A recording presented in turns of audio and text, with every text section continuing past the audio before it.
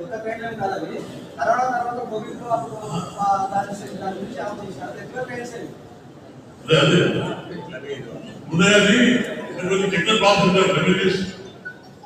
Revenue recovery ఉన్నది. ఉన్నది ఎందుకు ఏం చేశారంటే అప్పుడు డబల్ అయింది. ఇక ముందు ఉంటే Hyderabad to road to Hyderabad double అవుతుంటే అప్పుడు అయిపోయింది. మామూలుగా అయిపోయింది. కర్నూలు టు మామూలు తొందర అయిపోతుంది. 6 months అయిపోతే అందరి జీతాలు బాగుంటుంది. క్యాపిటల్ ఆడిపోతాం సిగ్గుపడుతున్నాం మన క్యాపిటల్ చెప్తే మనిషి అన్నారు. మనిషి గతంలో చాలా ఇబ్బంది పెట్టారు.